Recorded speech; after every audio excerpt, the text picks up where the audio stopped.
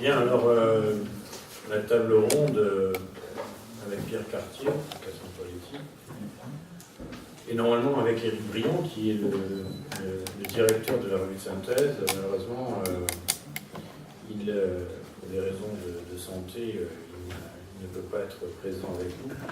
Je pense que l'idée pour lui, ça aurait été peut-être d'expliquer les lignes directrices de la revue de synthèse qui a été créée en 1900 par Henri Bert. Donc, comme son nom l'indique, c'est une revue de synthèse. C'était, à savoir, l'idée de Bert, c'était une synthèse du savoir vivant, qu'il soit savoir littéraire, philosophique, sociologique, mathématique, physique. Et cette revue a publié des gens tels que Freud, Einstein et bien d'autres. Et à partir des années 80, fin des années 80, années 90, quand Éric Briand a repris la direction de cette revue, elle avait pendant une vingtaine d'années auparavant un peu dérivé, c'est-à-dire qu'elle était moins radicalement inscrite dans le projet initial, et il a redonné une dimension importante au savoir scientifique, à la philosophie des sciences en l'occurrence. Et dès 1999, on avait convenu d'un accord entre le laboratoire disciplinaire Pensée des sciences de l'École normale, que j'avais créé en 1994, dans lequel Gilles Châtelet a joué un rôle très important, en y étant associé dès le départ. Donc à partir de 1999, il y a un numéro qui est sorti, il s'appelle Pensée des sciences, qui avait pour but d'expliciter le projet de ce qu'était ce laboratoire, qui s'est développé jusqu'à aujourd'hui. Alors, ce numéro, donc, qui est important puisqu'il y a un changement d'éditeur, puisqu'on était chez Springer dans toute une période, puis on est passé ensuite, avant on était aussi aux éditions de la rue d'Ulm, et avant encore on était chez Albin Michel. Donc il y a eu la rupture avec Albin Michel, il y a eu le passage provisoire avec les éditions de la rue d'Ulm, puis le passage chez Springer, puis le passage chez Lavoisier, qui est l'éditeur des mémoires de l'Académie des sciences, etc., avec lesquels les choses sont plutôt mal passées, pour finalement aboutir, après plus d'un an de tractation, de recherche, etc., qu'a mené Briand, à l'accord avec les éditions Brill, qui sont des éditions qui datent depuis les années 1650. 3 siècles, je crois. Oui, c'est 1657. Donc et qui une revue de 1 siècle pour un éditeur de 3 siècles. Voilà, sans interruption. Et donc, Brill, qui est un éditeur hollandais, un des 2 plus vieux éditeurs actuels au monde, l'accord a été fait avec Brill donc, très récemment, il y a à peu près 8 mois, 6 mois, 8 mois. Et ce numéro-là est un numéro... C'est le premier numéro... C'est le premier numéro de la revue de synthèse avec ce nouvel éditeur. Il sera, normalement, il y a 2 numéros à l'année, 2 numéros doubles, et celui-là est un numéro pour toute une année. C'est un numéro de combien 520 pages. Donc voilà. Et le thème était, comme vous le savez, philosophie contemporaine de mathématiciens, Évariste Galois, Giancarlo Rota et Gilles Châtelet. Simplement, je pense que c'est peut-être intéressant que je vous dise un peu le thème, hein, c'est-à-dire le thème qui a été d'ensemble, qui a été donné au numéro, dans un texte que nous avons fabriqué avec Yves-André et Catherine Paoletti. Voilà ce qu'on dit, comment on présente ce numéro. À l'âge classique, mathématiques, philosophie naturelle et métaphysique se développent de concert. Descartes a joigné sa géométrie au discours de la méthode pour une réforme des sciences répondant à de nouvelles exigences de rationalité. Leibniz ne disjoignait pas son analysis situs, une ars inveniendi, conçue comme combinatoire logique applicable à tout type de raisonnement, y compris métaphysique. Bien vite, ensuite, la mathématique a conquis son autonomie au prix de ce compagnonnage de pensée. Toute occupée au développement de ses contenus, elle a rompu ses liens historiques à la philosophie, et celle-ci, en retour, ne s'en est plus guère souciée qu'en surplomb, à travers une discipline de spécialité qui prend la mathématique comme objet d'étude plutôt que comme interlocutrice. Ce numéro de la revue de synthèse porte le titre « Philosophie contemporaine de mathématiciens » Évariste Galois, Giancarlo Rota, Gilles Châtelet. La déclinaison de ces trois noms pointe vers une problématique commune. Philosophie contemporaine, qu'est-ce à dire? Tous trois furent fortement engagés dans les questions philosophiques les plus brûlantes, attenant à leur discipline. C'est également le cas d'Évariste Galois, dont on a fait peu de cas jusqu'ici. L'idée de qualifier cette philosophie de contemporaine, qui pourrait être étonnée, et non de moderne malgré la présence de Galois, tient à ce que les mathématiques sont dites stricto sensu modernes jusqu'à la toute fin du XIXe siècle, puis qualifiées de contemporaines à l'aube du XXe. Nous avons décidé d'y intégrer Évariste Galois, de par la présence active et fondamentale de ses idées phares, jusque dans les recherches mathématiques les plus récentes et les plus techniques. Théorie des revêtements, théorie des corps finis, théorie de Grothendieck-Teichmüller, ou théorie de Galois géométrique, groupe de Galois, cosmique de Pierre Cartier, prolongement de la théorie de Galois-Grothendieck par Vladimir Greenfield, travaux de Laurent Laforgue autour des conjectures sur la correspondance de Langlands, etc. Ce volume comporte 3 volets solidaires et complémentaires qui correspondent à 3 moments singuliers où se noue un tout autre rapport, de plein pied et non pas de surplomb, entre mathématiques et philosophie. Le premier volet, consacré au mathématicien philosophe italo-américain Giancarlo Rota, est issu d'un colloque co-organisé par Yves André et moi-même, qui s'est tenu du 5 au 7 mai 2014 à l'Istituto Veneto di Scienze, Lettere e Arti de Venise, l'Académie de Venise. Giancarlo Rota, 1932-1989, est l'un des fondateurs de la combinatoire contemporaine et sans doute celui qui a le plus contribué à l'ériger en une discipline mathématique structurée et reconnue. Il a cherché à théoriser son approche et sa pratique, toutes deux irriguées par des exigences philosophiques qui président aussi à sa restructuration de la discipline. Le deuxième volet est consacré au mathématicien philosophe français Gilles Châtelet, dont la figure était d'ailleurs associée à celle de Rota au colloque de Venise. Mon intervention portait en effet à Venise sur les liens étroits entre l'approche philosophique, la critique sociale et les idéaux intellectuels des deux mathématiciens philosophes. Deux personnalités sans concession, tant dans leur rapport à la mathématique qu'au politique, comme l'a montré Catherine Paoletti. Le dernier volet de ce triptyque touche un mathématicien qui fut cher à chacun d'eux, à savoir Châtelet et Rota. Il s'agit d'Évariste Galois, dont Norbert Verdier et moi-même avons exhumé la copie qui a répondu à l'épreuve de philosophie au concours d'entrée à l'école préparatoire, future école normale supérieure de la rue en 1829. Ce document historique concerne à la fois les mathématiciens et les philosophes, tant Galois a transformé non seulement la pratique mathématique, mais également de façon extrêmement profonde la manière de penser dans cette discipline et de penser cette discipline. Giancarlo Rota et Gilles Châtelet partagent un autre point commun qui concerne pour l'un un investissement profond et conséquent dans la phénoménologie husserlienne, c'est le cas de Rota, et pour l'autre un intérêt non dissimulé pour l'œuvre de Husserl, c'est le cas de Gilles Châtelet.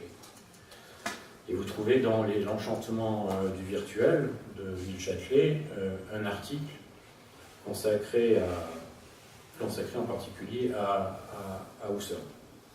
Mais au-delà ou en deçà de cette communauté philosophique, dont le romantisme reste également un élément central, il faut indiquer un ensemble de cibles qui auront marqué leur résistance et leur opposition à la fois fidèle et intraitable. Tout d'abord, une critique acerbe de la philosophie analytique, un point très important, pour laquelle tout n'est que langage, et dont le lien à la mathématique des working mathematicians, des logiciens contemporains, est passablement distendu.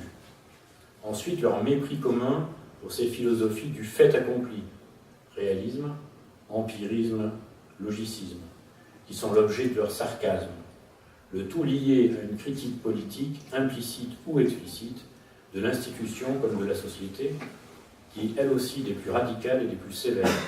Néolibéralisme, idéologie des libertariens, consensus mou, conservatisme ou nomadisme de tous bords. Quant à Galois, ce Rimbaud des mathématiques, La postérité l'a retenu à la fois comme révolutionnaire politique et révolté romantique, pourfendeur de la machinerie institutionnelle, de sa médiocrité et ennemi intransigeant de tout système concurrentiel. Et là, je ne sais pas si on a la suite, la page 10, tu vois. On va pas, c'est dommage.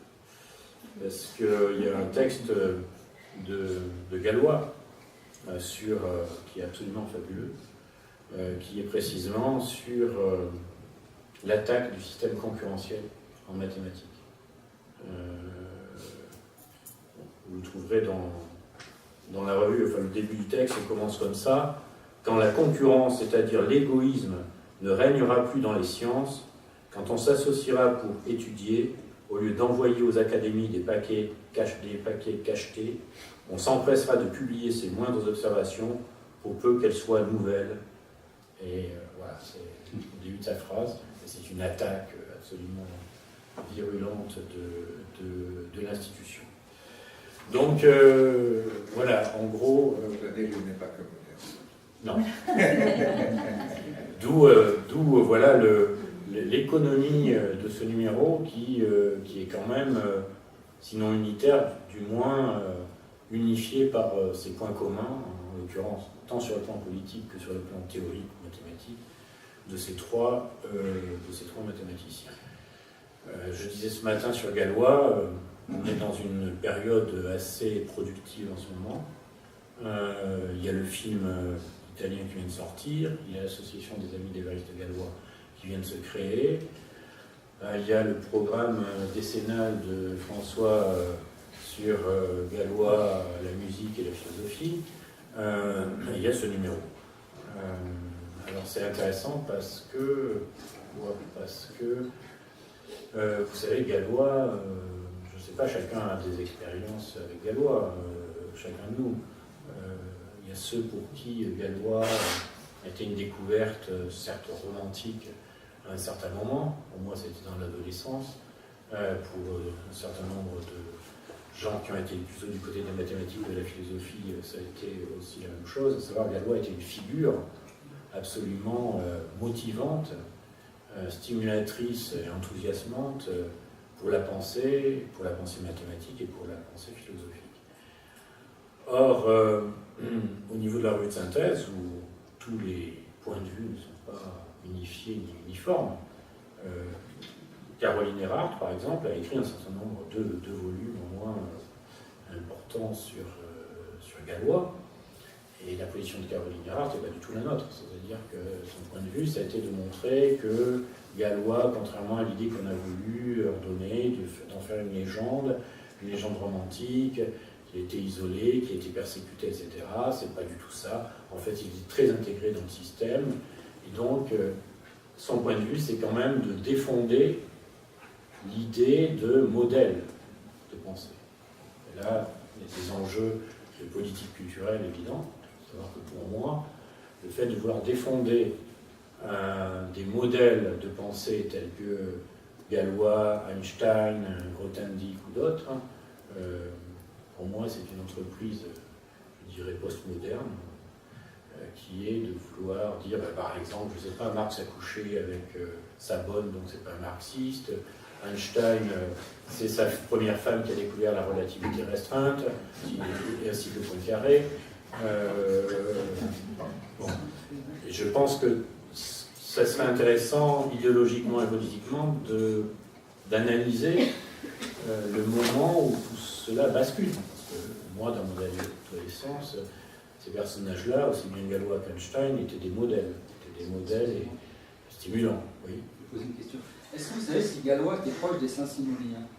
Parce qu'on a dit tout à l'heure qu'il était ami d'Auguste Chevalier, le frère de Michel Chevalier. Quand on sait qu'il était numéro 2 du Saint-Simonisme, il a fait un an de prison jusqu'en 1833, il est devenu ensuite l'apôtre du libéralisme, et c'est lui qui a fait le fameux traité de libre-échange Chevalier-Cottbus en 1860. Non, lui était républicain, donc je pense qu'il a eu affaire... Ils étaient tous républicains. Oui, mais lui était républicain radical. D'accord. Véritablement radical. Donc il a pas... Donc Raspail, par exemple, parle de lui parce qu'ils étaient en prison en même temps, etc. Parce que ce que vous avez dit tout à l'heure sur l'anticoncurrentialisme, c'est tout à fait saint-simonien. En ce sens-là, il est vraiment de son époque, je dirais.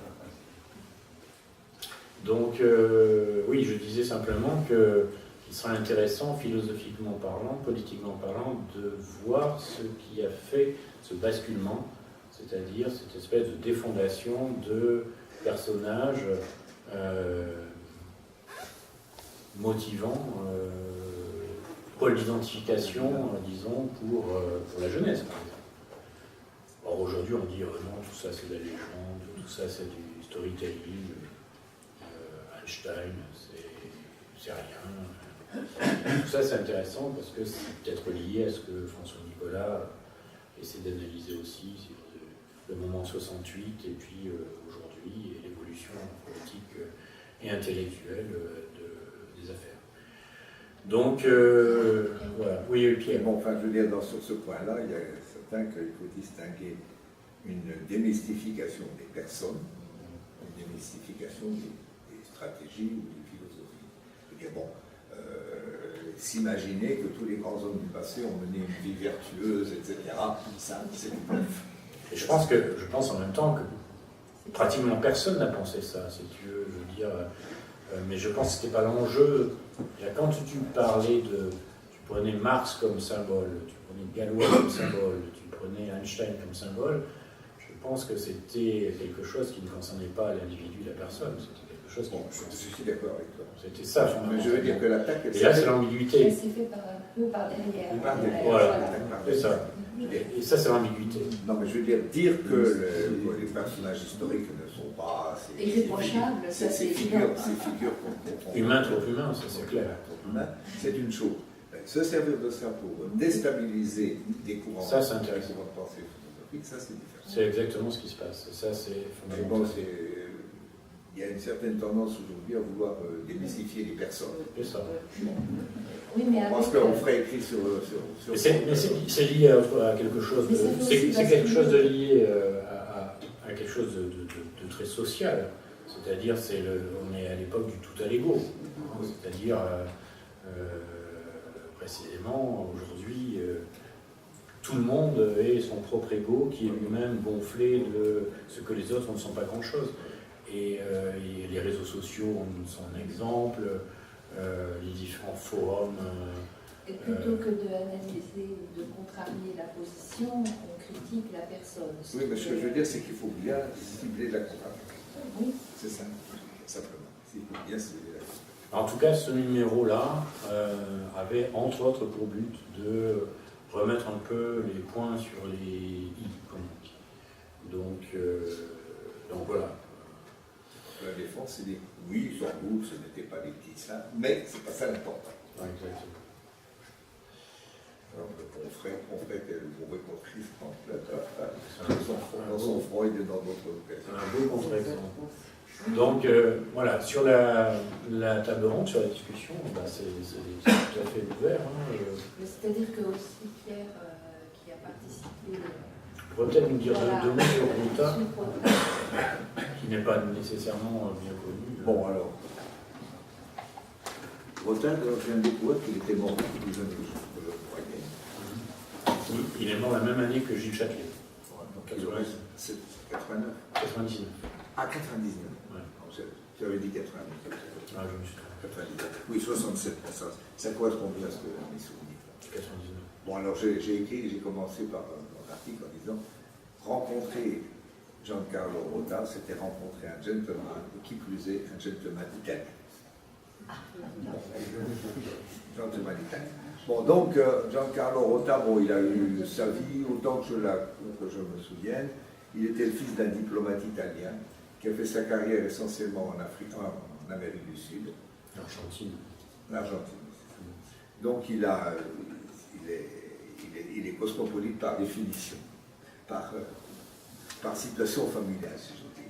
Ensuite, bon, il était à MIT et il était professeur à la fois d'une chaire de philosophie et d'une chaire de mathématiques. Un cas unique aux États-Unis. C'est un cas unique aux États-Unis, mais peut-être ailleurs. Bon.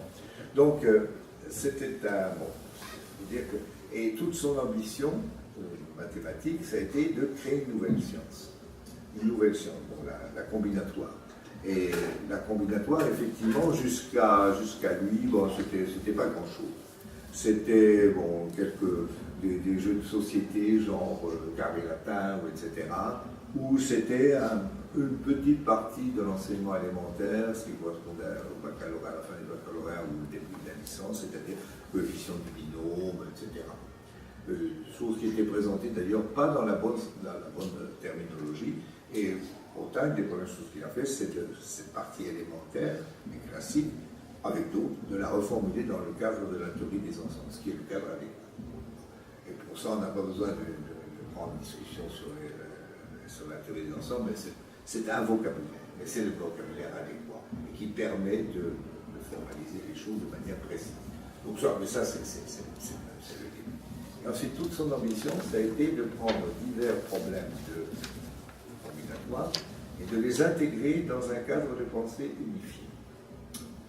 Et ce cadre de pensée, je veux dire, qui s'inspire des progrès contemporains dans d'autres domaines, par exemple en algèbre, les méthodes de l'algèbre, ce qu'on appelle l'algèbre moderne, un peu dépassé le moderne, mais enfin je veux dire essentiellement quoi? Ça voulait dire calcul des polynômes, ça voulait dire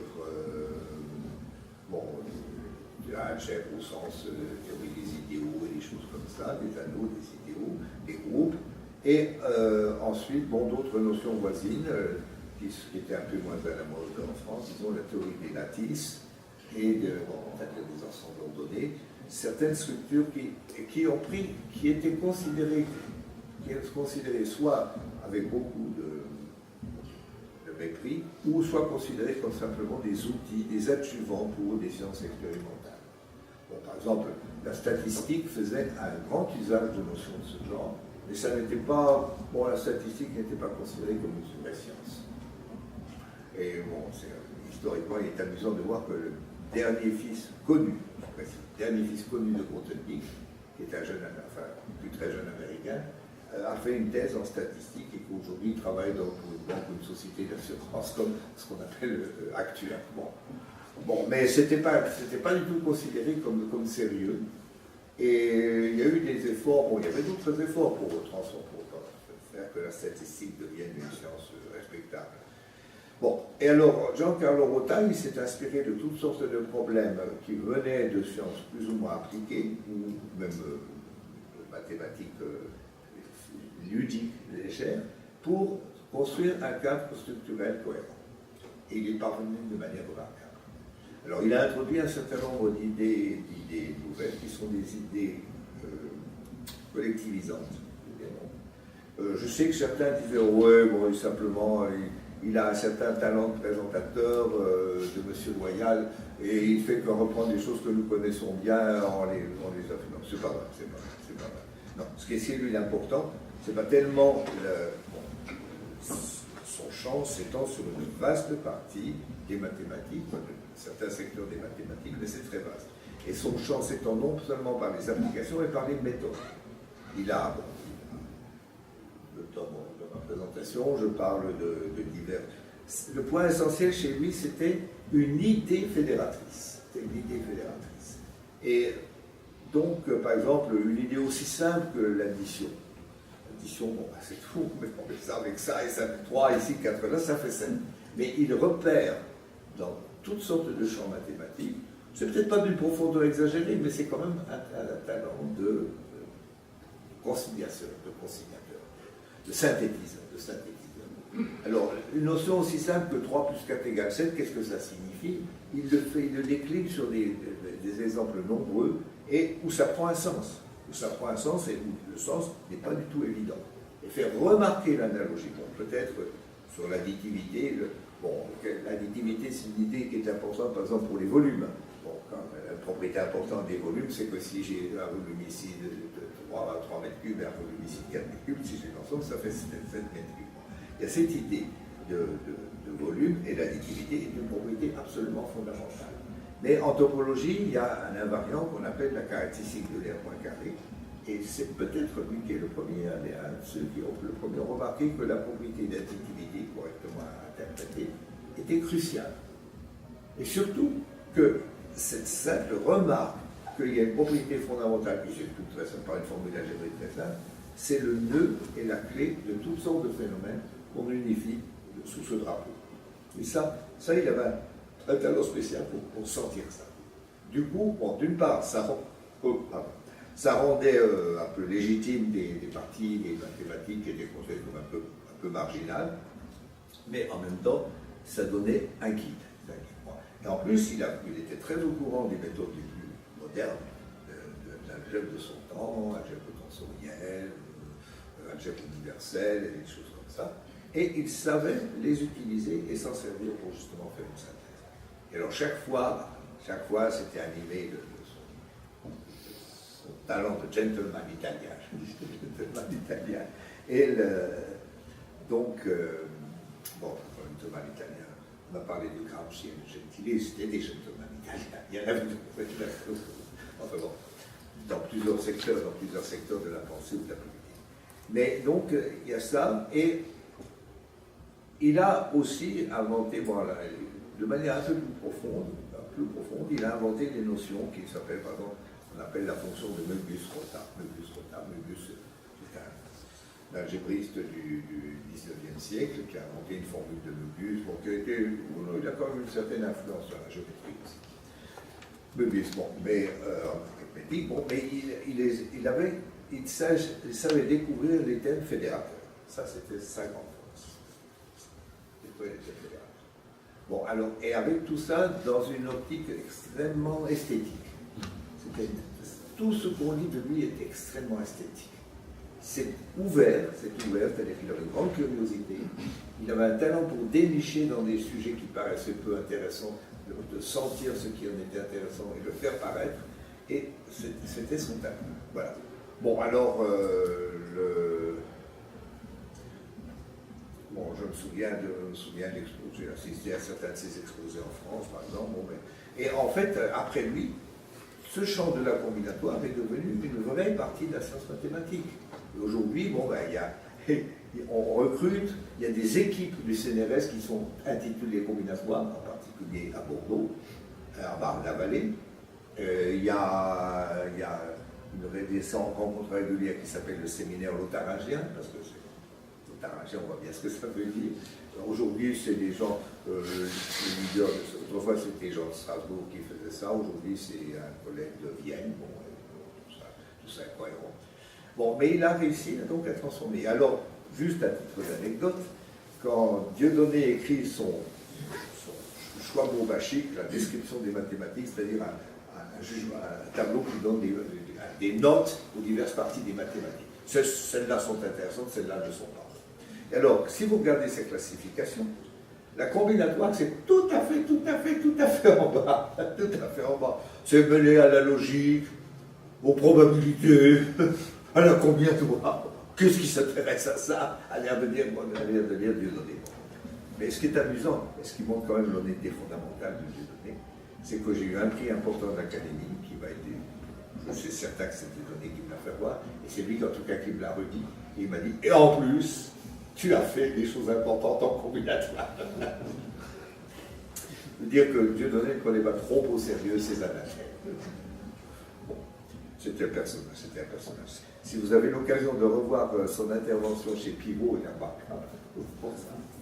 Il a été la star de la soirée, évidemment. Bon, donc voilà, Rota qui est l'opposé comme caractère de Dieudonné. Dieudonné, c'était l'idéologue qui fonçait avec une efficacité redoutable, parce que quand même, quand on dit qu'elle n'aurait pas existé sans Dieudonné qui a rédigé une bonne partie de ses œuvres, bon, l'université de Nice n'aurait sans doute pas existé s'il n'y avait pas eu quelqu'un qui avait le courage de Dieudonné. Dieudonné, à 65 ans, quitte les chaires les plus confortables de la région parisienne, s'en va à Nice dans une université qui n'existe pas pour la créer, à 65 ans. 65 ans. Et la villa où il habitait s'appelait Nankago. Oui. Nancy et Chicago. Pour pas.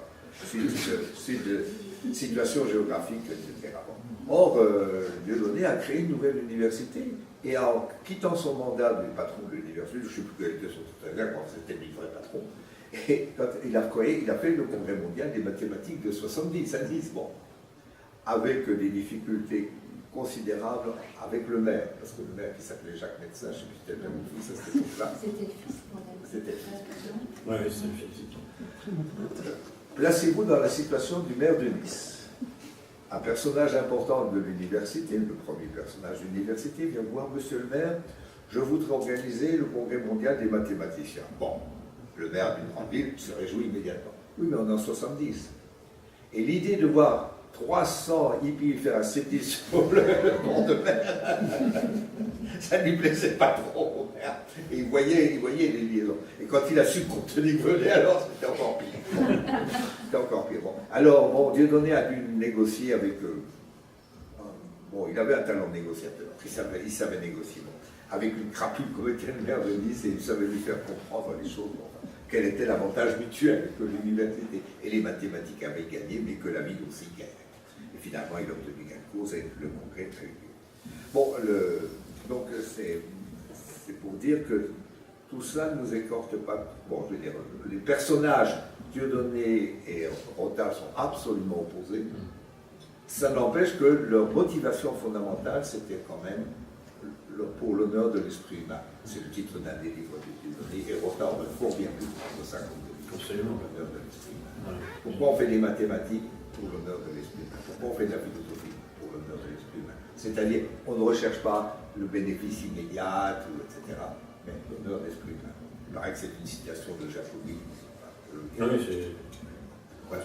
Donc voilà, présenté très rapidement le personnage de Giancarlo Rota. Je pense que peut-être un point commun entre Dieudonné et Rota, c'est les coups de gueule. Ah oui. Parce que je me souviens d'une anecdote, un colloque au Luxembourg, enfin, pas au jardin, mais au pays du Luxembourg, avec des mathématiciens et des physiciens. J'étais avec Lévi Lebon, il y avait Dieudonné.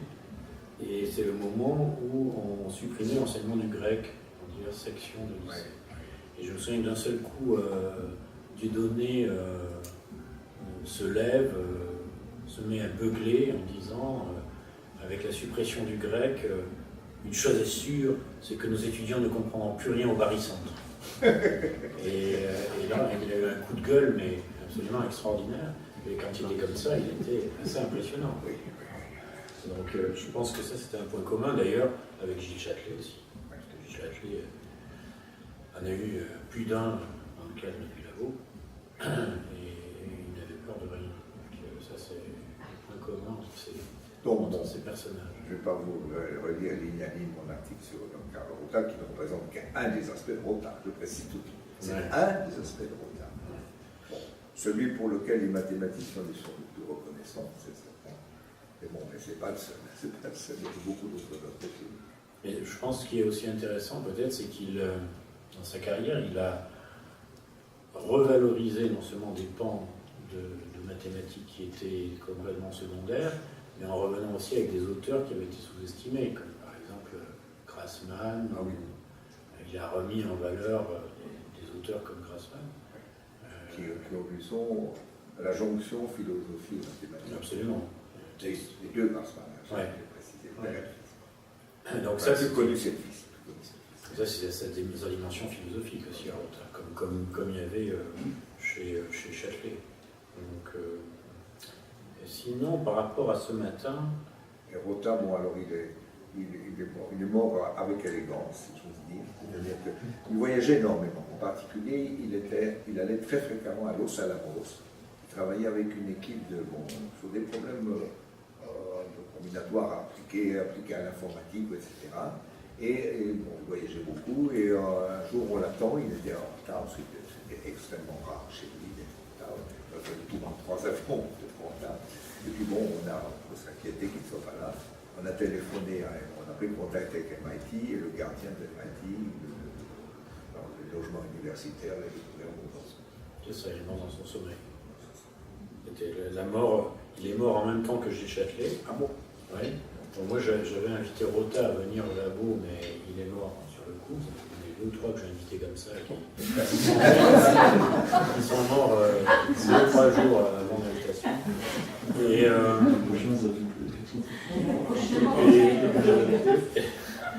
Et du coup, oui, je voulais dire, oui, donc ça c'est 19. Et donc c'est intéressant aussi l'opposition des personnages, et on rejoint le problème du romantisme, des personnages, c'est-à-dire que Châtelet est mort, lui pendu, c'est-à-dire c'est un suicide qui était loin d'être anodin et loin d'être dans le calme et le repos de Rota qui est mort tranquillement dans son sommeil. Donc Gilles est mort. Il y a un classique et un romantique. Voilà, un classique, et il est mort de façon, je ne sais pas si on peut dire romantique, des gens qui l'ont prétendu, je ne dirais pas vraiment ça, mais Gilles est mort d'ailleurs, c'est assez intéressant parce que il était un des médaillés par Mitterrand, mais les médailles n'ont jamais été fabriquées, du sida, parce qu'il était un des premiers sidaïques. Et l'année de sa mort, des gens ont fait courir le bruit que c'est parce qu'il avait le sida, qu'il allait mal, etc. Ce qui était totalement faux, parce que ces analyses au moment de sa mort n'avaient jamais été aussi bonnes. Donc on sait que c'est vraiment pas ça la cause. Et en même temps, la chose étonnante,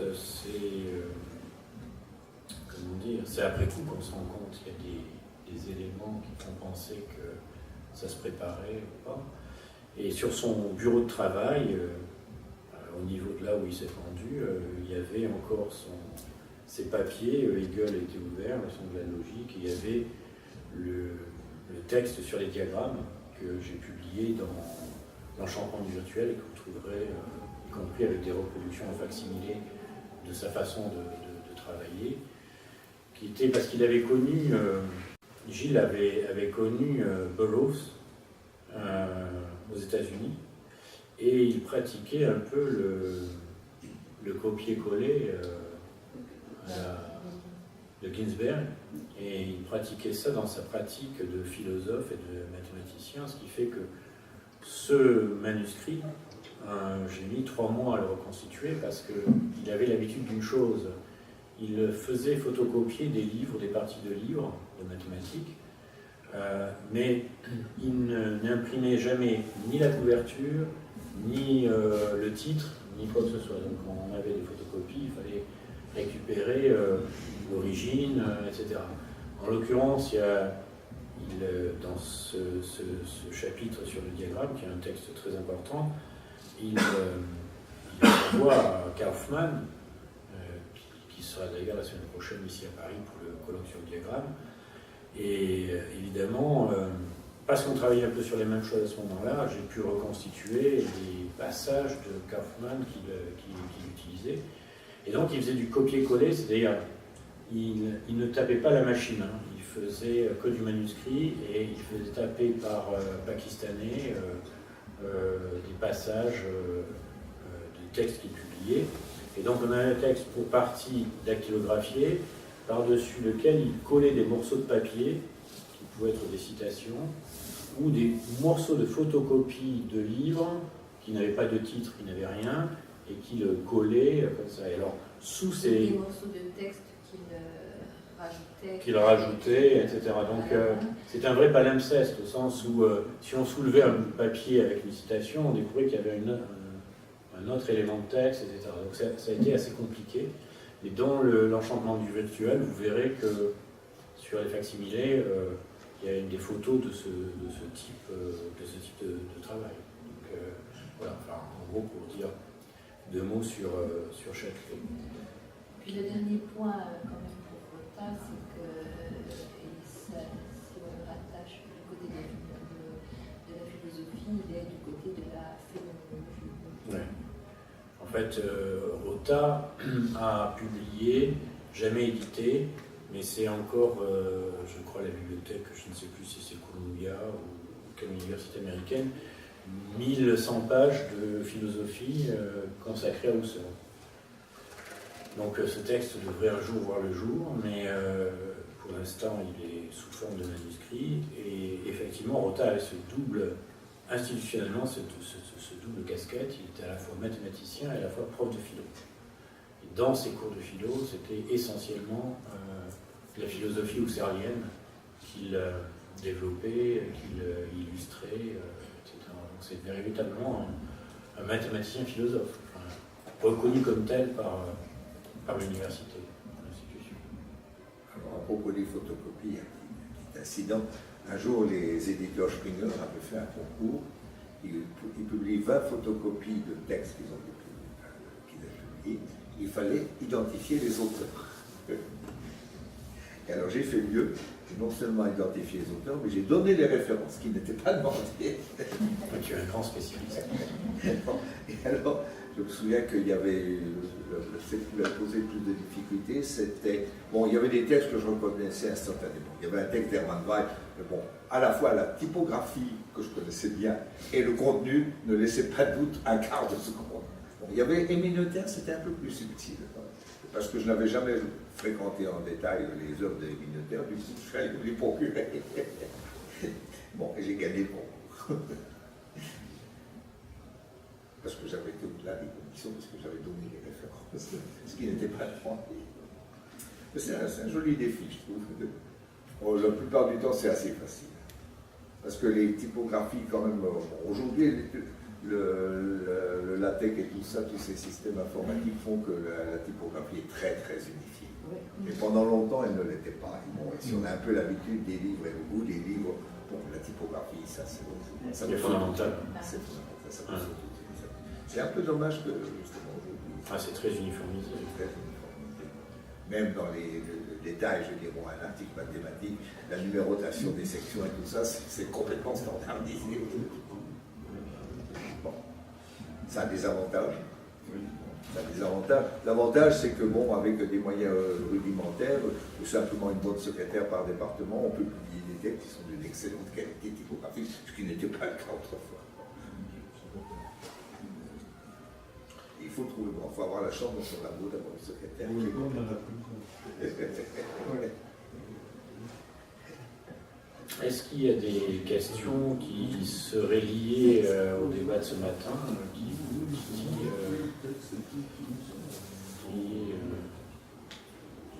Moi j'avais une question d'ailleurs qui concernait François, et je voulais poser à Pierre aussi. Ce matin, François faisait allusion au passage gallois, Artine, Grothendieck. Grothendieck étant le troisième moment de l'affaire. Et je voulais ton avis sur la présentation des travaux de Gallois par Artine. Parce que on dit souvent que c'est, disons, une exposition impeccable, rigoureuse, etc., mais qui, d'une certaine façon, cacherait des éléments importants implicites dans les théories de Galois et qui seraient masqués par cette présentation un peu formelle ou formalisée. Mais parfait. Parfait. Bon, mais ça, c'était le style d'Artine. Ça, c'était Artine en général. Artine, en général, était extrêmement soigneux. C'était aussi un gentleman. Bon, pour là aussi une anecdote, quand la terminologie a développé des notions de groupe artinien, etc., il a ri comme un fou, parce qu'il dit artinien. Mes ancêtres étaient arméniens. Et ils ont tout fait pour virer le Yann pour devenir de bons citoyens d'Autriche ou d'Allemagne. Et voilà qu'on me le ressuscite. Bon, Artine était un homme d'une grande élégance, de perfection à la fois littérale, je veux dire, visuelle, mais formelle. La pensée était extrêmement structurée et esthétique, et sa manière d'écrire aussi reflétait ça. Alors, bon, le livre, ça a été en 1943. Bon, il faut expliquer aussi l'histoire d'Artine.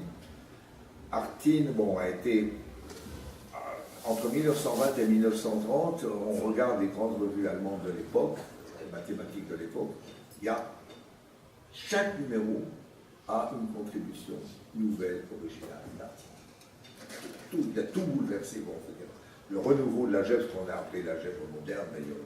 Le titre, le livre de Van der Waals, qui a servi de manuel pendant très longtemps, le proto-manuel, parce qu'il y en a d'autres qui l'ont copié, il était d'après des leçons d'Artine et d'Émile Noether. Artine avait une élégance remarquable. Et il a complètement révolutionné tout ce secteur de l'algèbre, c'est dans les détails. Et puis en 1930, ou aux environs de 1930, le fascisme, le nazisme le chasse évidemment. Il arrive aux États-Unis et pendant 10 ans, il est sec. Il n'a rien publié pendant 10 ans. Complètement sec. Bon, je ne sais pas dire qu'il n'ait rien fait, mais enfin, il n'avait plus le cœur de publier. En plus, comme avait dit Hermann Weil, il faut changer de langue. Bon, la langue allemande était parfaitement adaptée à sa pensée. Il arrive aux États-Unis, bon, il faut apprendre une langue, ça. À ce niveau-là, ce n'est pas un effort énorme d'apprendre l'anglais à partir de l'allemand, mais il faut penser en anglais et s'exprimer. Quand on est très soucieux d'esthétique, c'est difficile. Hermann Weil raconte la même chose. Alors, pendant une dizaine d'années, il reste sec. Et puis, il commence à publier. Bon, alors, il faisait des cours qui étaient merveilleux. Et puis, vers 40, 42, 43, je ne sais pas, il s'est mis en tête de les publier. Peut-être sous la pression de la guerre qui faisait qu'aux États-Unis, importer des ouvrages appris dans l'Allemagne était devenu extrêmement difficile. Et que donc, on ne peut pas dire à un étudiant, bah, tu vas regarder là-bas dans les livres allemands, il n'était plus disponible. Donc, il a commencé à publier ses cours. Il a publié ses cours qui étaient ultra léchés. Le premier, ça a été justement, je crois que c'est le deuxième qu'il a publié sur la théorie de Galois, et c'est une merveille de beauté formelle. Mais, c'est ça.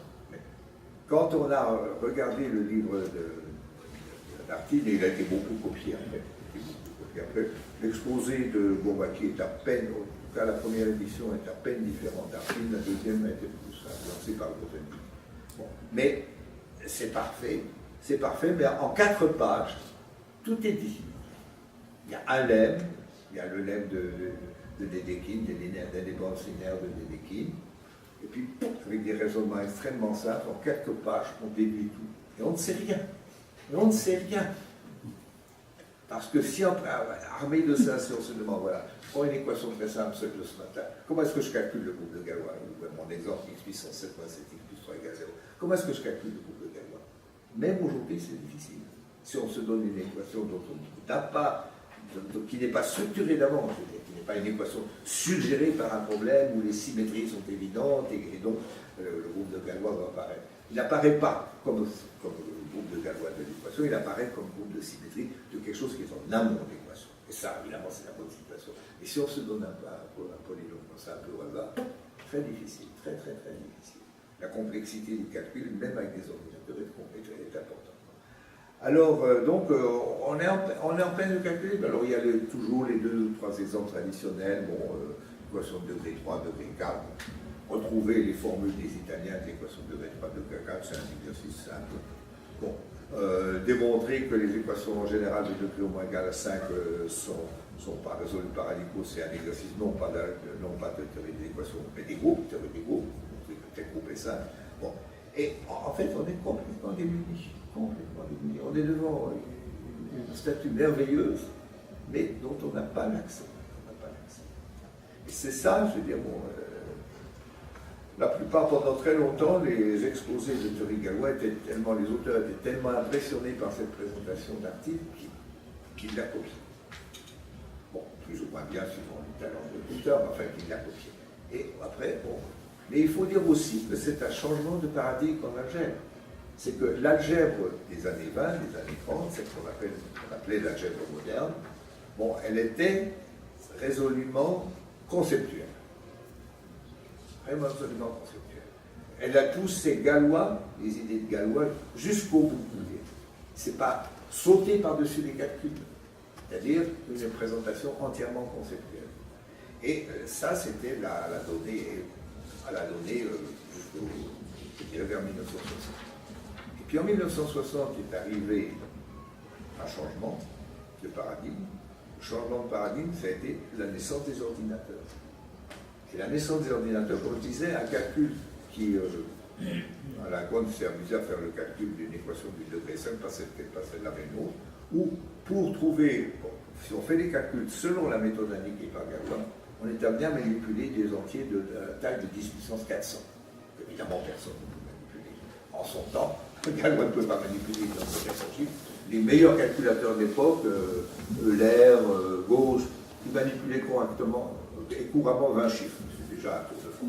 Peu de gens étaient capables de faire ça. Bon. Mais du coup, s'ouvre, et puis en plus, l'algèbre cesse d'une théorie ésotérique, mais on commence à trouver des applications.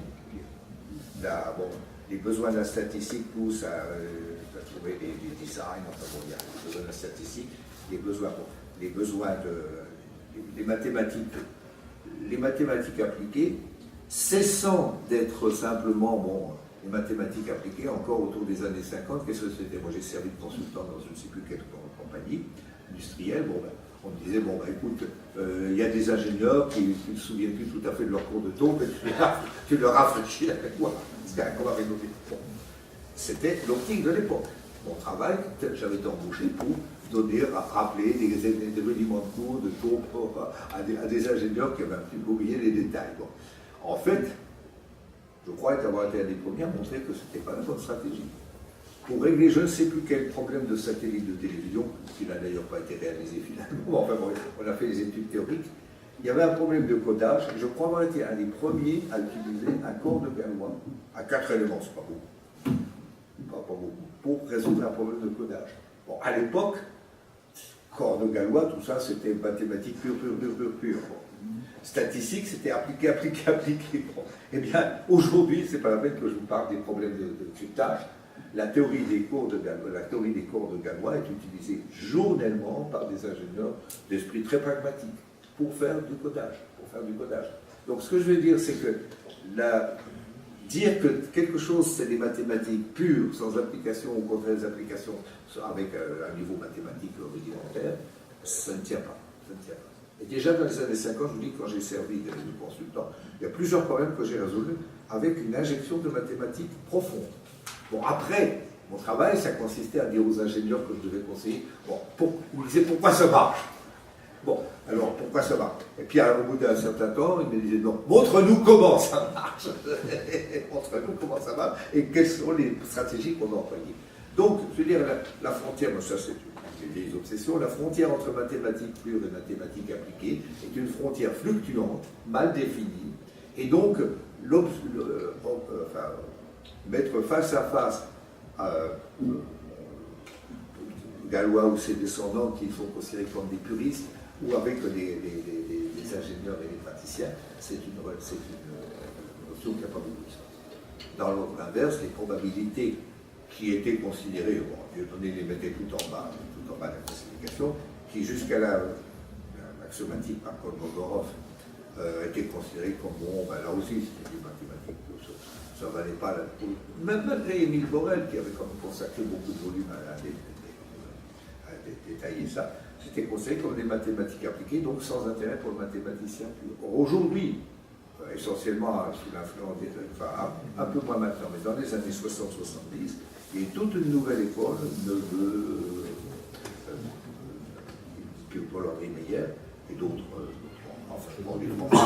qui ont développé une vue extraordinairement abstraite des mathématiques, des probabilités, des théories des processus. Et encore aujourd'hui, la mécanique statistique, la physique statistique, tout ça, ça nécessite des outils mathématiques extrêmement profonds. Le seul qui a su faire le lien entre les deux, c'est Gelfand. Mais Gelfand, il est d'une autre tradition que nous. Ouais, c'est une tradition soviétique. Il est plus avant soviétique. C'est, comment il s'appelait donc,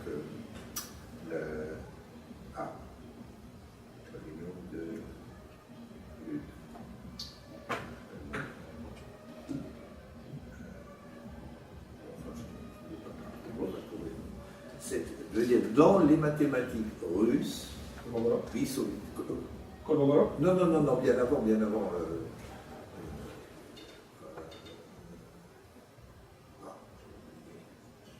Qu'est-ce qu'a fait il y a des polynômes liés aux fonctions trigonométriques qui sont connus.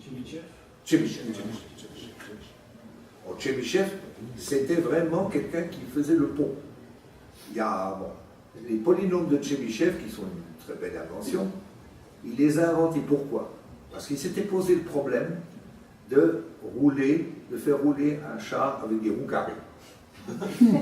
Ça marche. J'ai vu la démonstration au musée de Tchébychev à Moscou. Alors, je veux dire, il faut une route qui est comme ça. que ça, parce que Oui, c'est ça. il y a des horloges qui fonctionnent comme ça. Oui, bon. Alors, la roue était comme ça, et la roue carrée tourne, mais l'essieu reste toujours à la même hauteur. Ce n'est pas un exercice très difficile. Mais enfin bon, au musée de Tchébychev de Moscou, ils sont très fiers de montrer des modèles qui fonctionnent comme ça. Bon, Tchébychev est, à mon avis, le paradigme des mathématiques plus.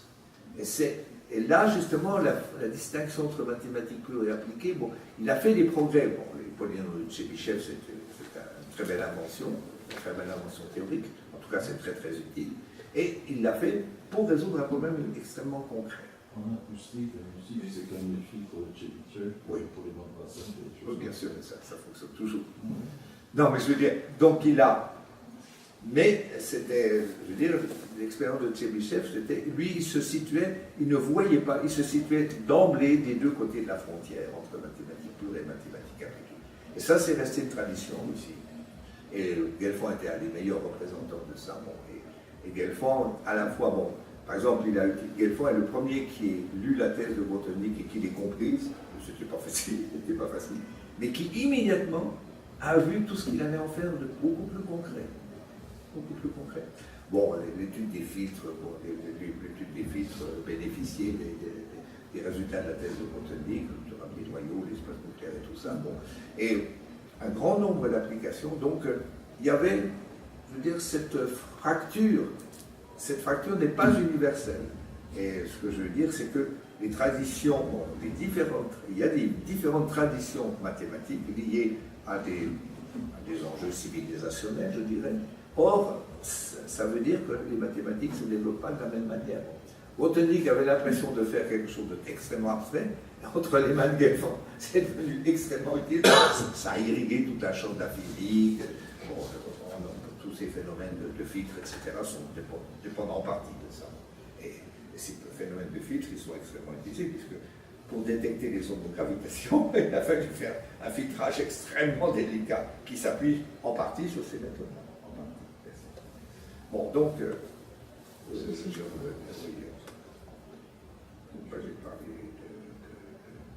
Tchébychev.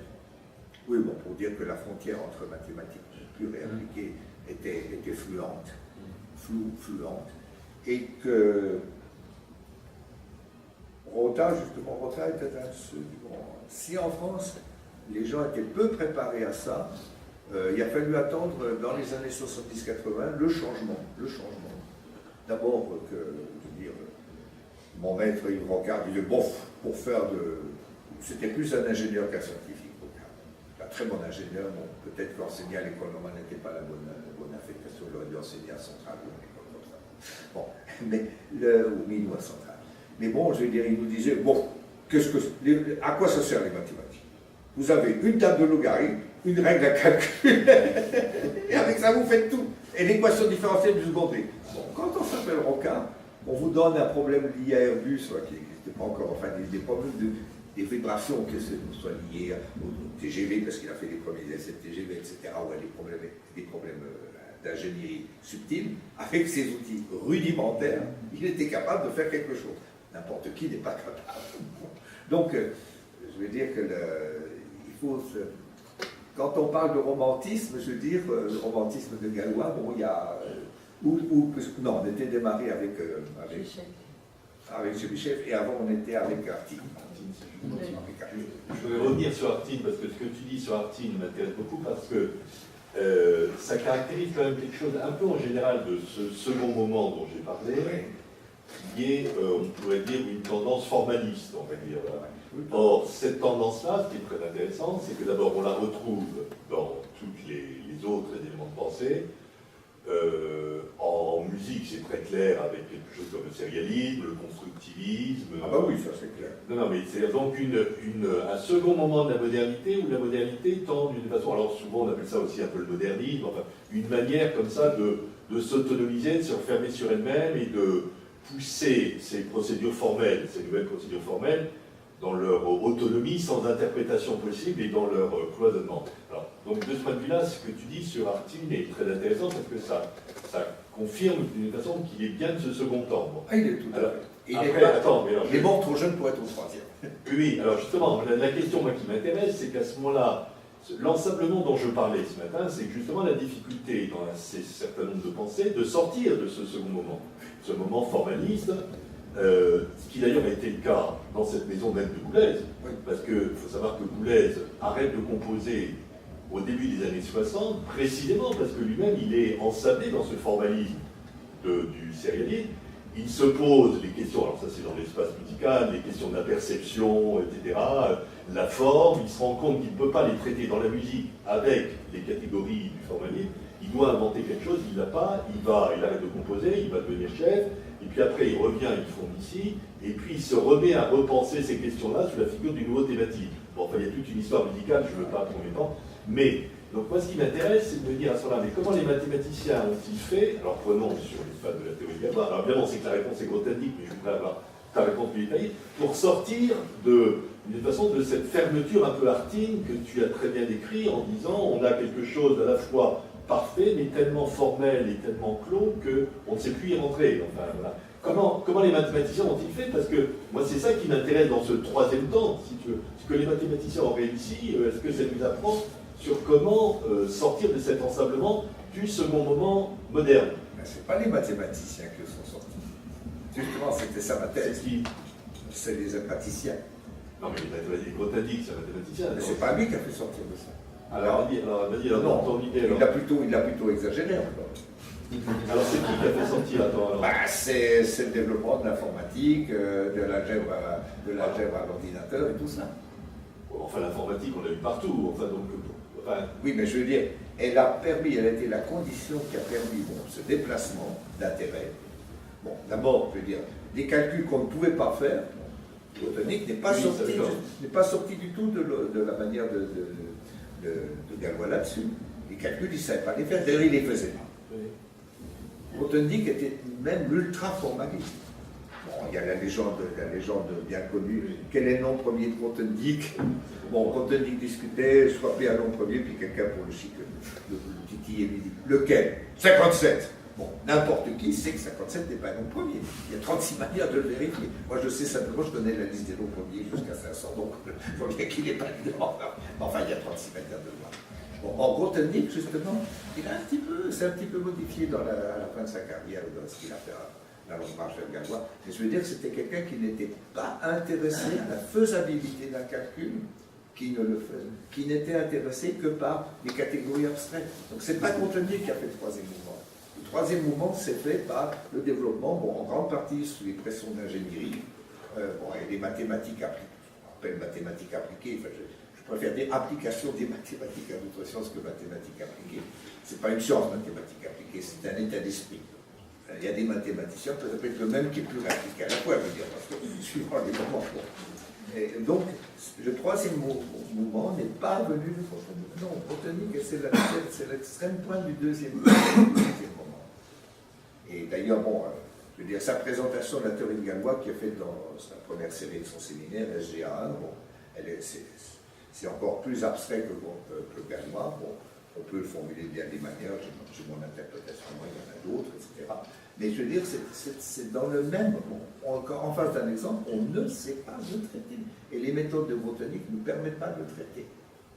Ce que Grothendieck a apporté nouveau là-dedans, c'est l'idée que, c'est ce que je disais un peu ce matin, le groupe est quand même secondaire. Quand je disais dans une équation, le groupe est secondaire, c'est-à-dire que, avant de faire un groupe de permutation, il faut par exemple attribuer des couleurs aux racines. Bon, alors après, les racines jaunes, je ne peux pas les mélanger avec des racines bleues ou vertes. Il y a cette structuration, ce que j'ai appelé une géométrie au centre de Rota, c'est qu'il y a une structuration interne des relations. Et si on lit attentivement Galois, ça y est aussi. Enfin, il y a bien des manières de lire Galois, bien entendu, mais ça y est aussi. Donc, il y a quelque chose qui l'ensemble des racines n'est pas simplement un paquet avec des nombres comme ça en bras, c'est un paysage, je vais dire comme ça, c'est un paysage qui a sa structuration de paysage. Alors un paysage, ça a des symétries. Cette montagne-là, elle est exactement la symétrie de miroir de cette autre montagne-là. Mais le groupe ne vient qu'après, pour moi. Et même pour Galois, enfin c'est un peu, l'analyse détaillée de Galois est compliquée. Mais bon, puis en plus, comme toujours sur les grands textes, on peut leur faire dire beaucoup de choses. Bon. Mais non, mais Grothendieck n'a pas changé ça. Ce qu'il a changé, c'est un changement de paradigme, c'est vrai. C'est que la recherche fondamentale, ce n'est pas le groupe, c'est quelque chose qui est en amont. Et justement, après, avec l'invention des catégories tanakiennes, il a pu unifier toutes les formes de théorie de Galois. Celles des équations différentielles, celles des équations algébriques, etc. Il a donné un contenu, je dirais, géométrique à tout ça. Et le groupe n'apparaît à la fin que comme l'étude des symétries d'un certain paysage. Bon, vous voyez, un groupe plus parlant, d'un paysage. Et maintenant, au lieu d'avoir comme ça dans une boîte comme ça, comme des racines en pagaille, je le structure en paysage. C'est comme ça. Et alors ce paysage a des symétries, et ces symétries, c'est le groupe de Galois. Et ça, c'est beaucoup plus parlant, je trouve, que contrairement à ce qu'on dit souvent. On recherche le groupe de Galois, mais en fait, si on lit Galois, il est parfaitement conscient de ça, parce que les cas où il sait calculer un groupe de Galois, c'est les cas où il y a une géographie visible.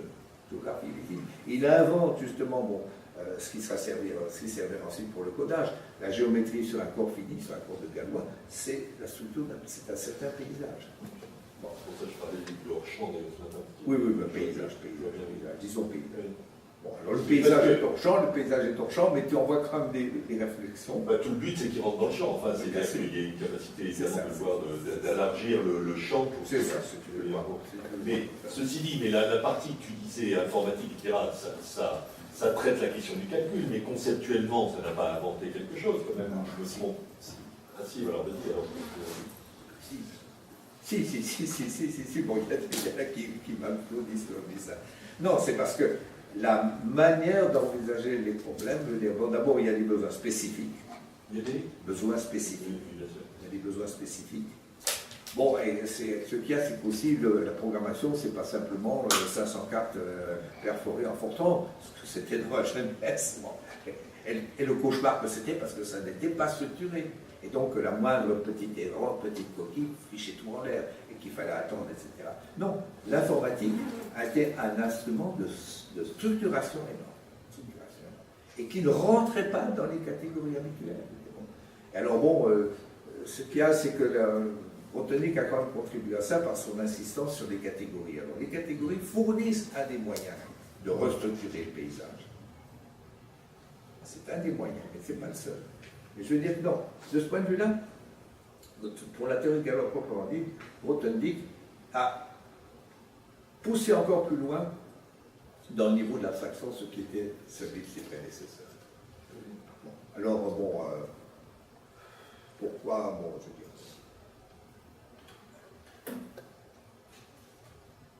je veux dire, je pense que si tu veux, bon, les situations géométriques où on a envie de calculer le groupe de Galois sont souvent très difficiles.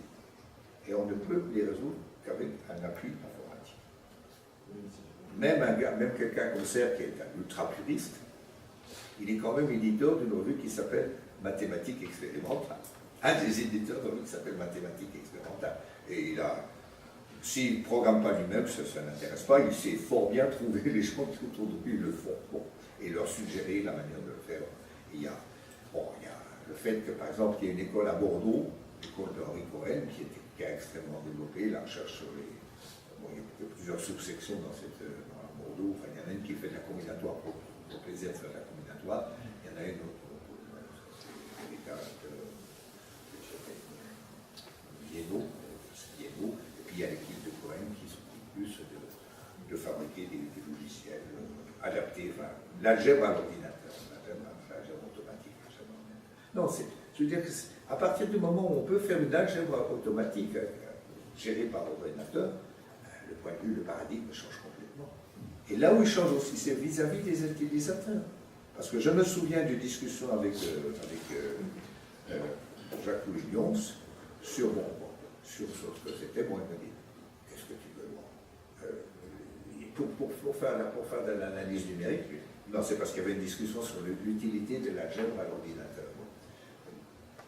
Je ne veux pas dire pourquoi on avait cette discussion. Et alors il me disait, mais écoute, pour faire de l'analyse numérique, on fondait analyse numérique et analyse numérique et calcul appliqué. Il me dit, bon, qu'est-ce que tu veux que je les donne à manger? Les formules, je les prends dans un livre, je les code en Fortran, et je fais tourner la machine. Alors je m'intéresse que ce ne soit pas trop lent, je m'intéresse aux procédés d'accélération, des programmes, etc. Mais l'algèbre à l'ordinateur, qu'est-ce que tu veux que j'en foute de l'algèbre à l'ordinateur? Je lui dis oui, mais quand ta méthode des éléments finis a commencé à se développer, on ne sera plus à une subdivision en 4 carrés et 3 triangles, mais que tu auras, pour fabriquer une aile d'avion, il te faut une stratification en 1000 pièces, bon, des pièces virtuelles bien sûr, en fait, je veux dire. Mais pour faire le calcul d'une aile d'avion, il faut un schéma géométrique, avec des superpositions de triangles, etc., mais qui comprend 1000 ou 2000 pièces. Tu vas pas. Comment tu calcules la disposition de tous ces triangles-là sur l'aile d'avion? Tu ne vas pas le faire à la main.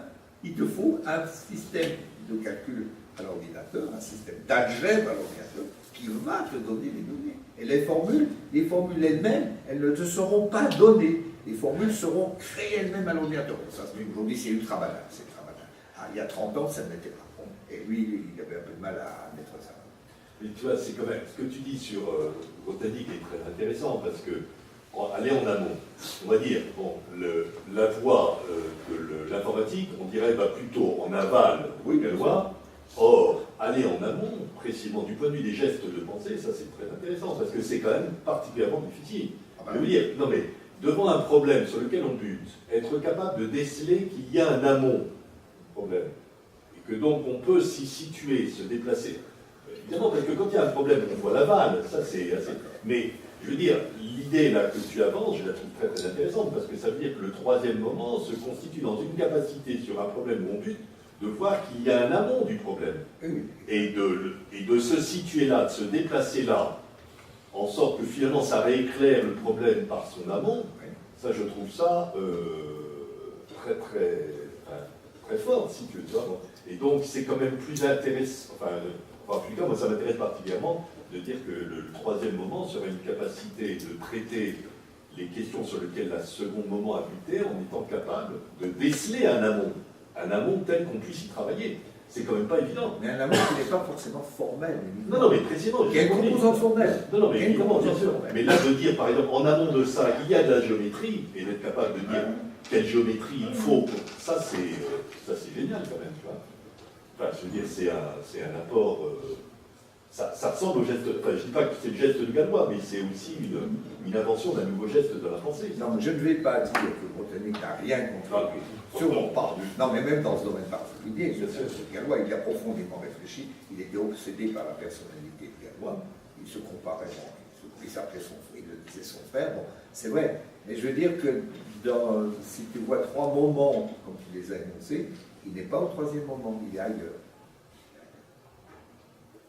Ça ne veut pas dire que c'est pas non, ça peut pas dire que c'est... Moi, ce que je comprends, c'est que tu dis le troisième moment, je dirais, il y a une partie en aval et il y a une partie en amont. C'est ça, c'est ça. À ce moment-là, c'est ça que je retiens de ça. Bon, et moi, voilà, et moi j'ai tendance à dire, ce qui m'intéresse plus, pour un certain nombre de raisons, du point de vue de l'intellectualité, c'est la capacité à l'amont. Voilà.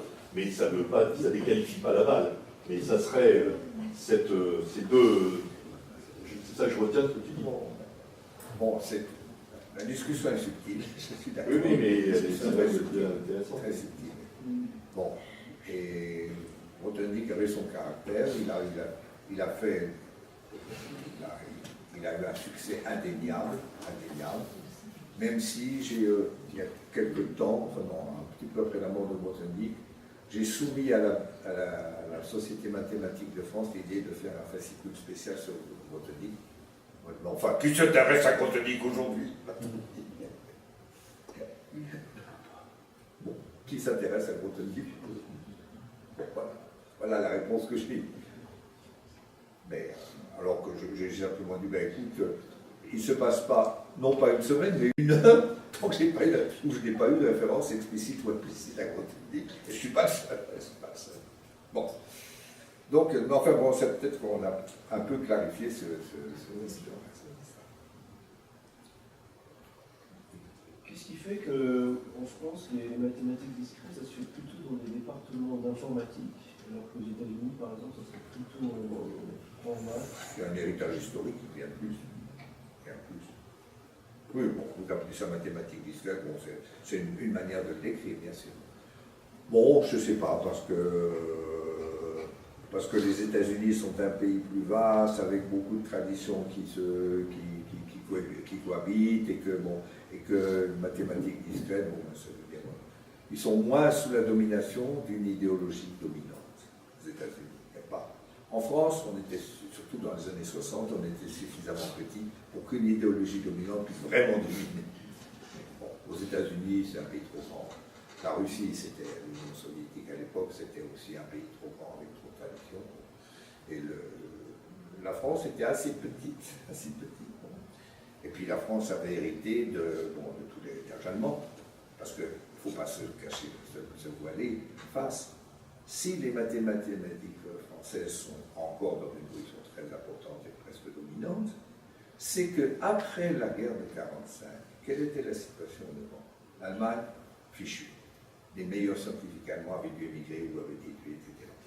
L'Angleterre, bon, c'était un effort de guerre démesuré, elle avait gagné la guerre avec un effort de guerre démesuré, et d'autre part, elle avait le défaut de partager la même langue que les États-Unis. Ce qui fait qu'un scientifique ou un intellectuel britannique émigre aux États-Unis ou au Canada, on était chez soi, c'est passé d'une église à une autre dans la même rue, d'une paroisse à une autre dans la même rue. Tandis que pour un Français, moi je me souviens fort bien, aujourd'hui ça a changé, l'état d'esprit a changé. Quand j'ai un de mes étudiants, on dit qu'est-ce que tu vas faire après ta thèse? Alors on regarde, ah ben tiens, il y a un poste à Zurich, ah ben tiens, il y a un poste ici ou là, surtout avec le programme Erasmus, tu peux aller là, sois candidat pour ça, pour une bourse à l'époque, bon, l'Allemagne avait été fichue, pour Hitler, l'Angleterre c'était trop poreux, le passage avec les États-Unis était trop poreux, l'Italie avait été aussi détruite par le fascisme, bon, en mathématiques, pas tellement, mais en physique, par exemple, Fermi, qui était quand même la grande vedette italienne en physique, elle était partie des États-Unis, Pontecoro et combien d'autres. Bon. L'Espagne était encore sous la domination fasciste, et donc elle n'avait rien du tout, elle s'est réveillée que 20 ans plus tard. Et puis la France était dans cette situation extrêmement ambiguë de vainqueur-vaincu. Bon, vainqueur-vaincu. Bon, on était des vaincus. Moi, j'étais là le jour de la défaite de 40. Le souvenir est encore là, vivant pour moi. L'effondrement en 15 jours de un pays. 15 jours. Bon, sans doute recherché par certains. Bon, il y a eu des Vichysois qui n'étaient pas étrangers à ça. Mais bon, la France, elle était vainqueur-vaincu. On a fait semblant, grâce au génie politique de De Gaulle, d'être parmi les vainqueurs. Et du coup, on était les seuls en Europe, je veux dire, qui restaient. Donc, il y a eu le jeu de certaines personnalités, bon, Henri Cartan ou d'autres, qui étaient des génies, non seulement des génies mathématiques, mais des génies de la politique, disons, la politique au centre de l'université. Bon, donc on s'est installé là-dedans, puis une fois qu'on est installé là-dedans, c'est difficile d'en sortir. Les Français ne voulaient pas émigrer aux États-Unis, il y a très peu qui ont émigré aux États-Unis, dans ma génération, c'est extrêmement peu. Et du coup, la France se trouvait dans cette situation favorable où on avait hérité des traditions allemandes, parce que grâce à André Weil ou à Henri Cartan, qui connaissaient bien les mathématiques allemandes d'avant Hitler et qui ont fait fructifier l'héritage. Donc en fait, voilà une situation qui est une partie. Les explications historiques ne sont jamais complètes. Enfin bon, mais c'est une des manières de percevoir la situation. Voilà pourquoi cette situation dominante de la France. Oui, je pense que ça peut s'expliquer comme ça, par le vide qui est autour. Alors, de l'autre côté du rideau de fer, il y avait les Soviets, mais bon, les Soviets, ils ont aussi créé le vide dans tout un pays de tous les pays qui dominaient.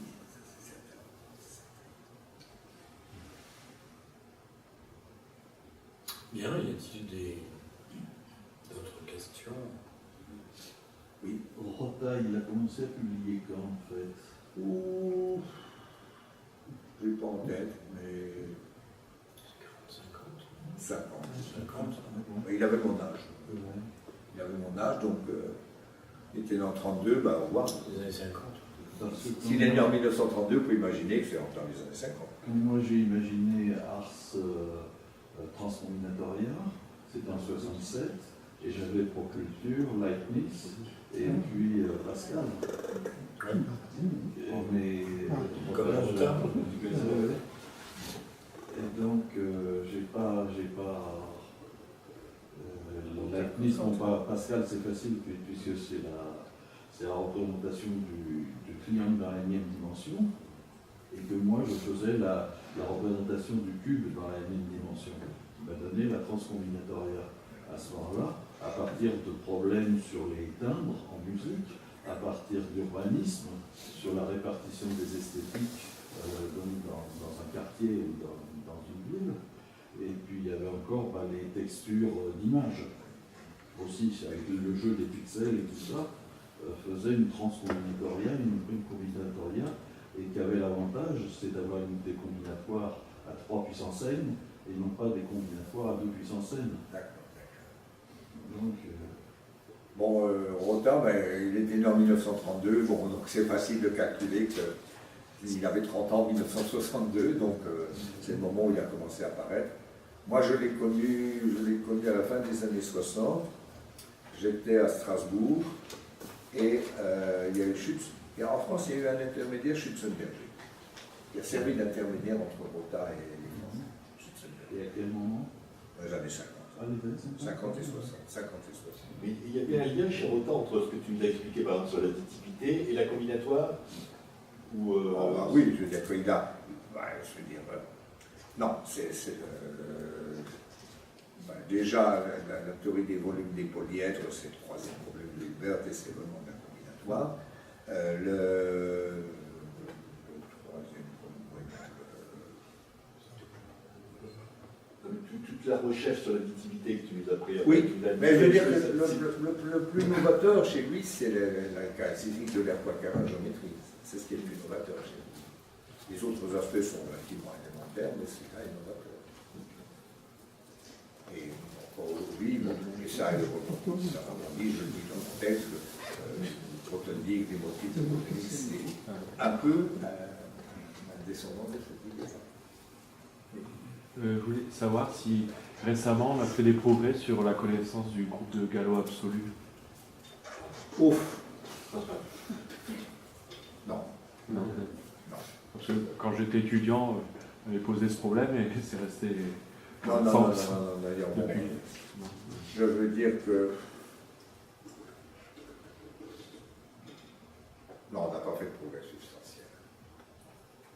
Le groupe de Galois abélien absolu, celui-là c'est le corps de classe.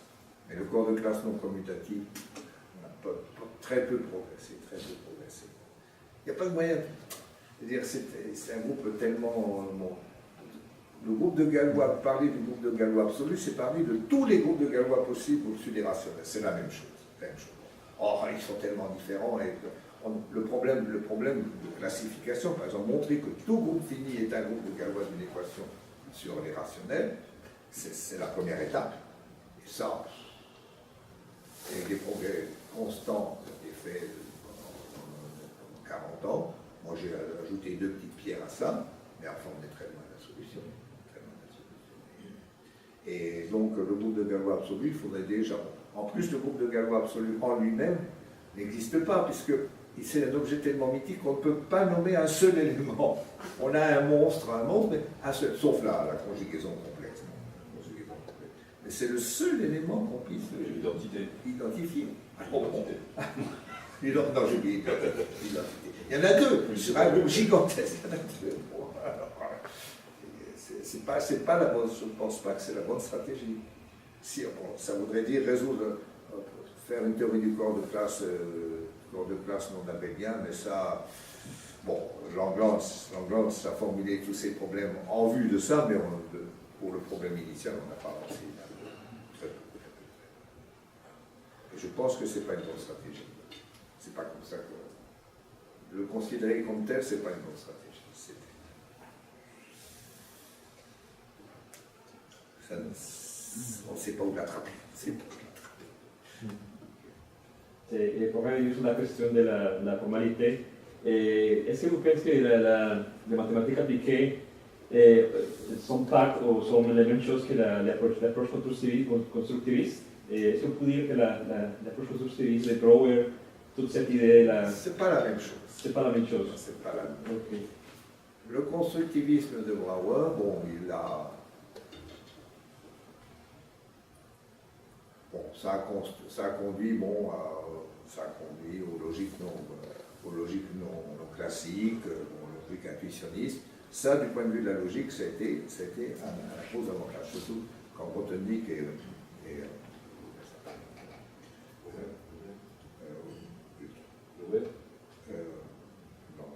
Lorvir et puis aussi Benabou en France ont reformulé, Grothendieck, Lorvir, Benabou ont reformulé ça dans leur langage des topos. Donc la logique de Brouwer, ça reste un sujet intéressant. Mais le constructivisme proprement dit, on n'a pas montré grand-chose.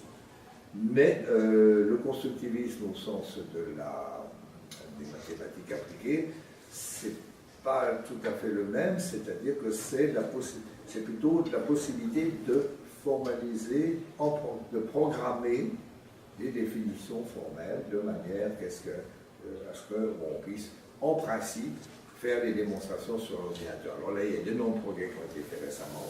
Bon, il y a Voyevodsky qui montre trop tôt malheureusement, mais qui avait le programme le plus original, mais il y a des tas d'autres. Hein. Le développement, c'est en fait ce qui est sorti de ça, c'est des assistants de preuve. C'est-à-dire des systèmes de programme qui, contrairement à ce qu'on croyait au début, allaient créer des démonstrations, non, les vérifier. C'est-à-dire qu'il faut leur donner un schéma et qu'ensuite ils remplissent les trous. C'est ça. Ou que une démonstration telle qu'elle est écrite dans les meilleurs journaux, elle a toujours plein de trous.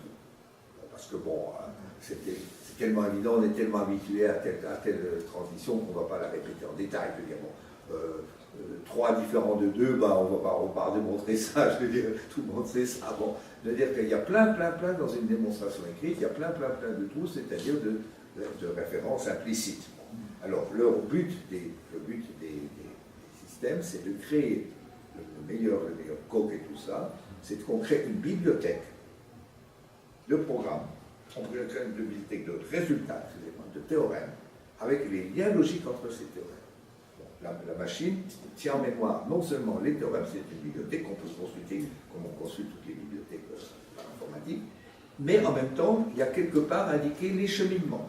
C'est-à-dire que si on est curieux, je dis, d'après le théorème de Lebesgue, oui, d'accord, le théorème de Lebesgue, il est dans la bibliothèque. Mais si je suis curieux et si je veux savoir pourquoi le théorème de Lebesgue est vrai, ça me fait remonter jusqu'au principe. En principe, c'est des bibliothèques qui sont accompagnées des liens logiques.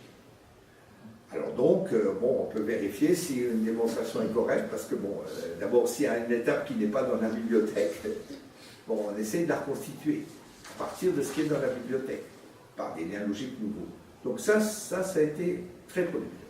Est-ce que la machine utilise, par exemple, l'action de choix généralisée? Non, en principe, non. Ok. En principe, non. Non, en principe. Ou alors, si elle le fait explicitement. Okay. Si j'avais l'action du choix, alors blablabla. Si j'ajoute à ma bibliothèque l'action du choix, à ce moment-là, non, elle peut faire des démonstrations qui utilisent l'action du choix, mais réduit en ce sens que si je mets l'action du choix dans la bibliothèque, c'est-à-dire non seulement les actions fondamentaux, mais tous les résultats intermédiaires, je peux le faire. Je peux vérifier que ma démonstration, par exemple, du théorème de Banach, qui utilise l'action du choix, est correcte.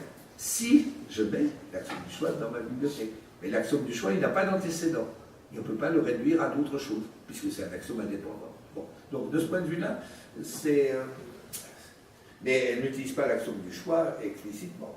Elle l'utilise comme un intermédiaire dans une démonstration. Elle utilise sous la forme que l'action du choix dit que telle construction marche sans donner les détails de la construction. Et donc ça, est-ce qu'on l'a utilisé? Si à un moment donné on se réfère à ça, c'est dans la bibliothèque. Je dis pour me si la machine utilise le système de construction sans faire la construction, c'est pas l'approche de Brouwer, est-ce que je me suis trompé ou pas? L'approche de Brouwer Brouwer voulait qu'on fasse toutes les constructions. Ok. Non, mais là, on n'a pas rempli le programme de Brouwer. C'est différent. C'est constructif en incendie. Je saisis l'occasion pour vous demander de nous dire un mot sur Le groupe de Galois cosmiques dont Ah, c'est un on ne peut pas slogan. laisser cette occasion de passer. C'est un slogan, évidemment. Oui, bien sûr, j'avais compris un petit peu. Enfin bon, les slogans, ça peut être utile. Tom disait, qu'est-ce que c'est la théorie des catastrophes? Un bon slogan. Bon, alors je ne serai pas aussi cynique que lui. Non, c'est un slogan. Je veux dire que l'idée, c'est que, bon, alors ça passe par un intermédiaire qui est le groupe de Galois motiviques. Bon, c'est-à-dire que, bon, la théorie de Galois s'applique aux solutions des équations ordinaires, bon, celles qu'on a vues, mais des équations plus compliquées. Par exemple, sinus x égale 0, racine, c'est les multiples entiers de pi, d'accord. Bon. Est-ce qu'il y a une théorie de Galois pour des équations de ce genre? Bon, alors, ou pour pas toutes les équations de ce genre, on a délimité, alors ça c'est le groupe de Galois motiviques, on a délimité, en tout cas on a posé des jalons pour délimiter une classe d'équations non algébriques pour lesquelles qui pourrait avoir une infinité de solutions, mais où il y aurait un groupe de Galois, un groupe de Galois du même type. Alors ça c'est une chose. Alors bon, ce que j'ai suggéré, c'est dans le groupe de Galois cosmiques, c'est que le programme le plus ambitieux, c'est de dire que toutes les constantes fondamentales dans les présentations habituelles du modèle standard des particules, il y a une vingtaine de constantes. Bon, le rapport les constantes de couplage, les rapports de masse, etc. Il y a une vingtaine de constantes numériques qui ne dépendent absolument pas d'un système d'unité et qui sont là, on ne sait pas pourquoi. Il y en a une vingtaine, on ne sait pas pourquoi. Pourquoi est-ce que la masse de l'électron divisée par la masse du neutrino, c'est je ne sais pas combien, 2000, etc. Enfin, on ne sait pas encore très bien précisé. Enfin bon, pourquoi est-ce que c'est là? Pourquoi ces nombres sont-ils là? Bon, il n'y a pas d'explication. Alors, une idée, ce serait que toutes ces constantes qui apparaissent là comme ça en race s'organisent au moyen d'un certain groupe de symétrie. Ce groupe de symétrie, bon, s'applique sur des choses qui avaient été faites par Grothendieck, développées par Yves André depuis. Bon, elle aura un groupe de symétrie. Alors un groupe de symétrie, ça impose des tas de contraintes. Par exemple, bon, ça ne permet pas que A plus B égale C. Parce que si cette relation est violée par le groupe de symétrie, ben, ce n'est pas la peine de chercher si c'est vrai. Donc ça élimine, ça fait, un groupe de symétrie permet d'avoir des relations qui sont éventuellement vraies et d'écarter un certain nombre de relations qui seraient fausses. Et ça aurait introduit un principe de classification.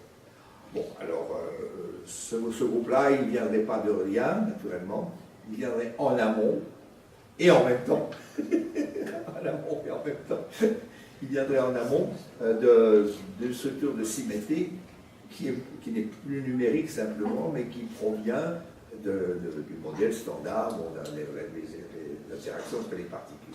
Bon, alors, mon élève Francis Brown, c'est celui qui a le plus développé ça. Bon, pour moi, c'était qu'un programme. J'ai énoncé ça il y a une vingtaine d'années, mais c'était un programme. Je n'ai pas fait moi-même d'avancée spectaculaire là-dessus. Et un des élèves, Francis Brown, qui aurait pu avoir la médaille fixe. Il ne l'a pas eu, mais enfin, il s'en consolera. Il a assez d'équilibre pour s'en consoler. Je parlais tout à l'heure de la médaille fixe, mais la médaille fixe, il faut savoir que 2 ans avant le congrès qui les distribue, il y a une première liste d'une quarantaine de noms. Si vous regardez, elle est secrètement, enfin si vous avez la communication de cette liste, vous dites, bon, tous ceux qui sont à la mairie diète et tous ceux qui mériteraient diète, ils sont. Et ensuite, pour réduire de 40 à 2 ou 4 en 2 ans, le phénomène d'Orthoban, ça, il y a des tas d'aléas qui ne sont pas purement basés sur le mérite mathématique. Quand la jeune iranienne a eu sa médaille fixe, ce qui m'a énormément réjoui, un malheureux élément, malheureusement, ce qui m'a réjoui, bon, quand je suis allé à Téhéran, j'ai vu qu'on la vénérait à Téhéran, bon, j'étais heureux, parce qu'elle était photographiée sans voile, quand même. Bon. Et bon, eh bien, je veux dire, il est clair que le fait d'être une femme, la première à avoir ce prix, et aussi être un pays qui était quand même mis un peu en marche, l'Iran, ça a dû jouer dans les décisions finales. C'est pas une illusion. Et je ne le reproche pas. À partir du premier coup, bon. Donc, je disais, bon, oui, je veux dire, bon, pour expliquer que Francis Brown devait être dans la première liste. Je n'ai pas la garantie absolument. Bon, donc il a complètement développé, et surtout, il a déduit des conséquences extrêmement explicites. Par exemple, dans un certain nombre de calculs, bon, un certain nombre de calculs. Quand on pousse le calcul jusqu'au bout, on s'intéresse à des nombres, mais à l'intermédiaire, c'est d'avoir des valeurs spéciales, par exemple des valeurs de la fonction de zeta ou des choses comme ça, des valeurs spéciales. Des nombres spéciaux, c'est-à-dire des valeurs spéciales d'une fonction spéciale. Bon, et il y a des combinaisons, et rien que par l'existence d'un tel groupe, même si on ne sait pas totalement l'identifier, on peut exclure d'emblée, c'est des règles que les physiciens appellent super sélection, c'est-à-dire que certaines combinaisons, a priori, sont impossibles. Donc ça réduit fortement le champ des combinaisons possibles. Et ça, c'est un premier résultat positif. Plus ou moins, voilà, groupe de Galois cosmique.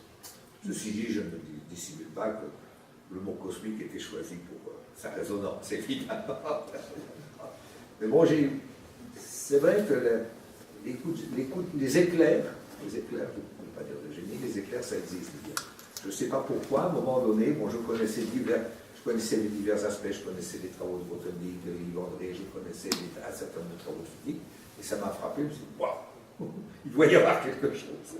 Même si je ne suis pas capable de le développer et d'expliquer en détail moi-même, il y a quelque chose et c'est une bonne direction. Et le progrès scientifique se fait aussi par des illuminations de ce genre. Ce n'est pas la seule chose. Ensuite, il faut travailler. Bon, si vous m'avez posé la question, c'est